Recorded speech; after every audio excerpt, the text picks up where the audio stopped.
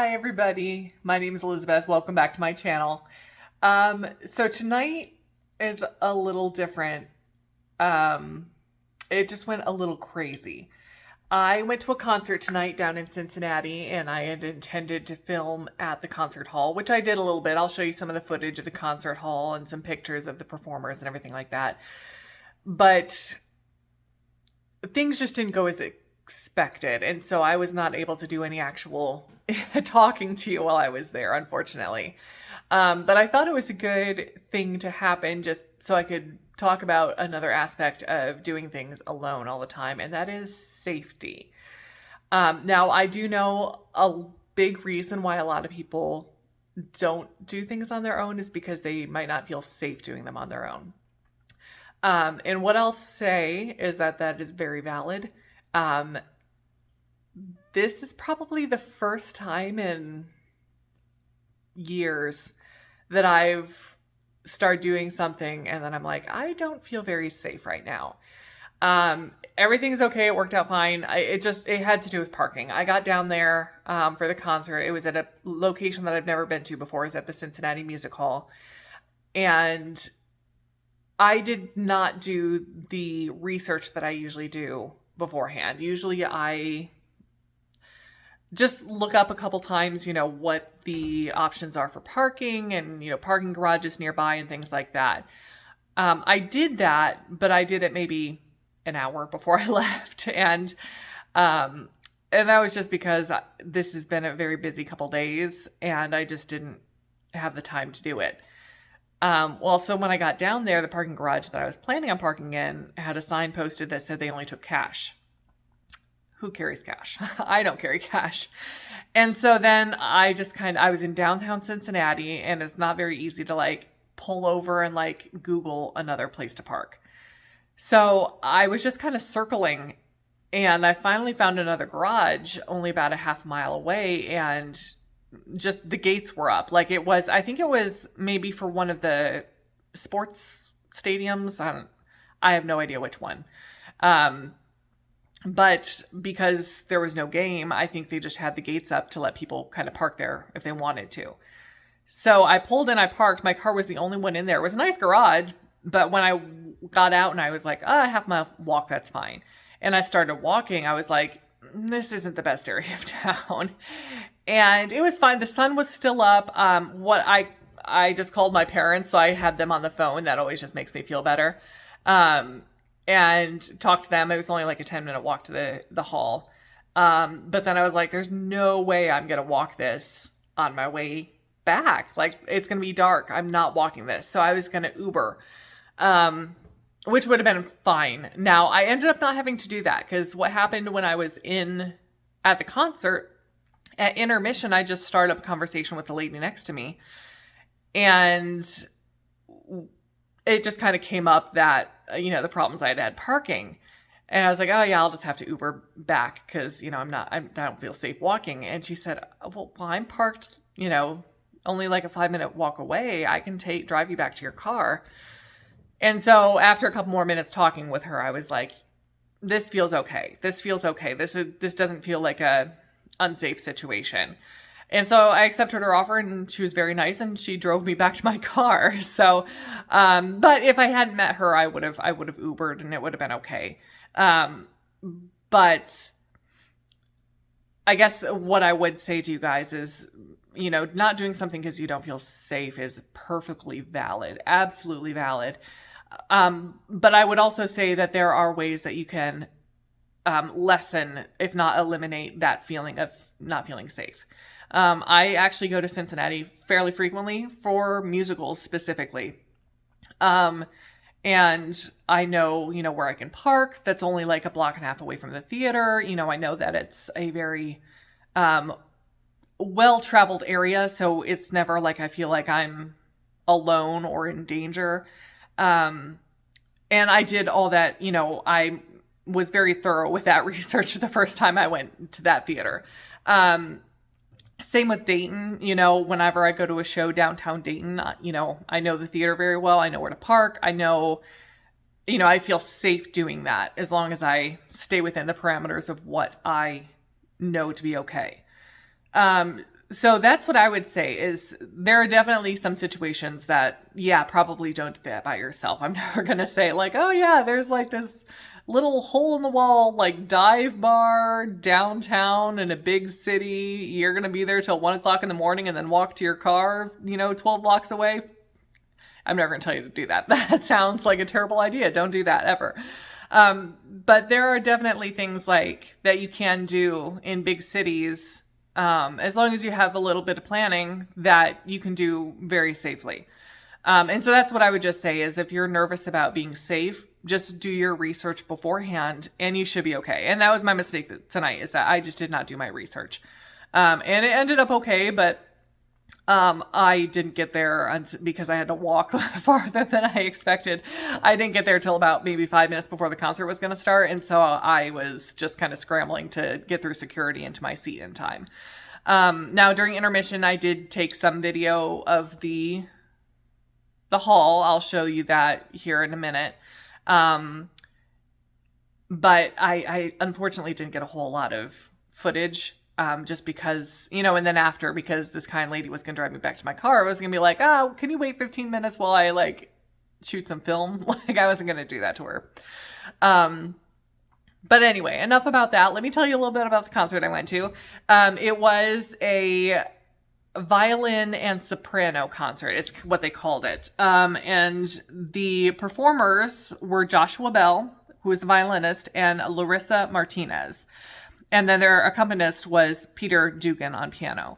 Now, if you guys have never heard those names before, that's okay. I have been following Joshua Bell for years. You may have heard of him and not realized it. Many years ago, I think when I was in college, there was a social experiment conducted by, I think, the New York Times. But what they did is they had Joshua Bell take his violin and go down to the subway in New York City and just play music and to see how people reacted. And as you would expect, everybody was busy and hurrying right by, and very few people actually stopped to listen. A few people dropped, some money because they thought he was homeless or whatever. And so, which is just amusing because he is a world-class violinist and is not homeless. But that's the first time I heard his name was because I read that article. And so I started, I looked him up and started following him. And I did hear him in concert maybe 10 years ago in Indianapolis. He played with Indianapolis Symphony. And it was wonderful, of course. And so every once in a while, I kind of look him up to see what he's doing. And when I found out he was going to be in Cincinnati, I was like, I'm there. Awesome. And then I looked up the soprano. I was like, oh, they're cool. There's a soprano because, I'm a singer. And that, of course, appeals to me too. It turns out it's his wife, which I didn't even know, which is very cool. And if you actually Google her, I think like the first YouTube video that comes up is her and Joshua Bell doing like a performance from their home, like during COVID. So you can find them pretty easily and get a taste of what I got to hear tonight. It was pretty cool. So once I realized, it's not just Joshua Bell, but it's his wife, who is also a world famous, musician, a soprano. I was not going to go, I was going to go. And when I started looking at tickets, of course, I was looking at my usual cheap seats. And then I saw this one type of seat that had like some kind of symbol on it. And I clicked on it and it was like a $30 ticket and it said obstructed view. And I was like, okay, well, that can mean a lot of different things. And then I started looking, I was like, there are these obstructed view things all over the theater. I wonder how, if they're all the same price, or like the ones down in the front row must be more expensive than the obstructed view, like up in the balcony, right? And so I looked and there were several obstructed view seats in the first row. And they were all $30. And I was like, what? And so I Googled and I was like, am I going to be sitting behind a pillar? I couldn't fathom how they would sell front row tickets for this concert for only $30. And the only thing I could find online was that if you're sitting in the front row in these positions, sometimes you can't see the back of the stage. I'm like, okay, they're soloists. They're not going to be at the back of the stage.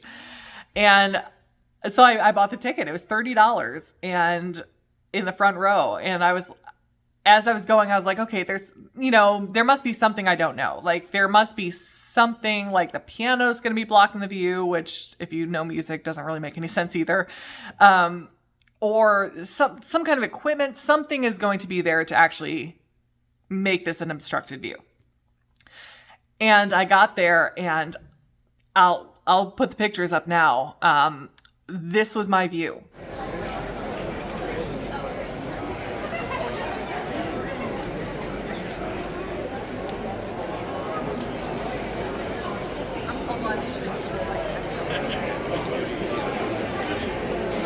All right, guys, let me show you where I'm sitting for $30.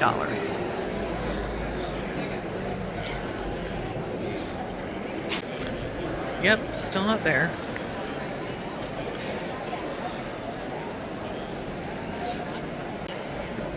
Somehow. And you had it off. So what do you do? Work for PG.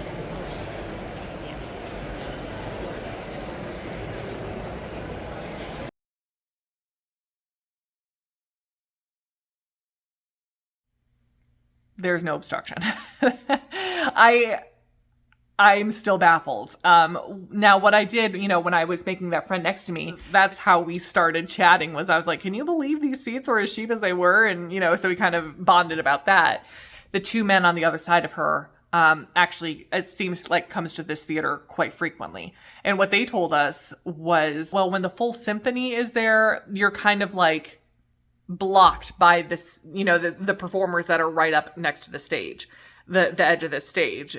And I was like, okay, that makes sense, but there isn't a full symphony here. There are 3 people on the stage. There's the piano player, there's the violinist, and there's the singer, and that is it.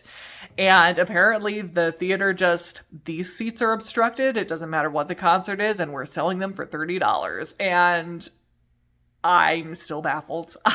I can't believe it. But it was an amazing concert. Go look up these two. Just, look them up on YouTube and you should see some pretty cool stuff. It was wonderful. I know this type of music isn't for everybody, but it's right up my alley.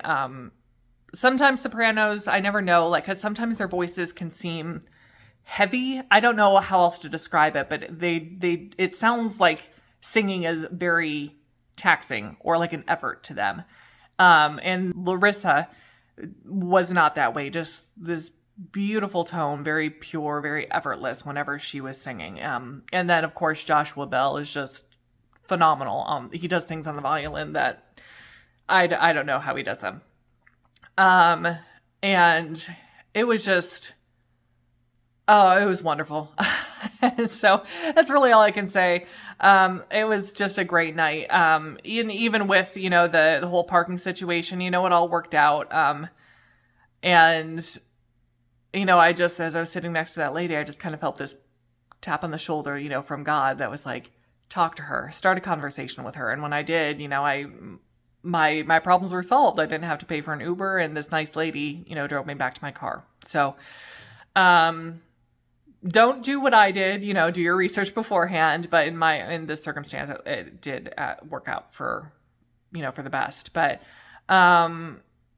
well, yeah, so I'm sorry this vlog was a little different than usual, but hopefully I've encouraged you guys to maybe step out of your comfort zone and do some stuff that maybe you've been avoiding because of some fears.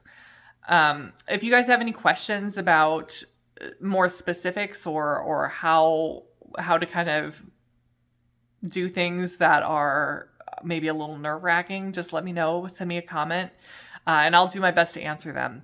Well, I hope you guys really enjoyed this video. If you did, go ahead and like and subscribe, and I'll see you next time. Bye.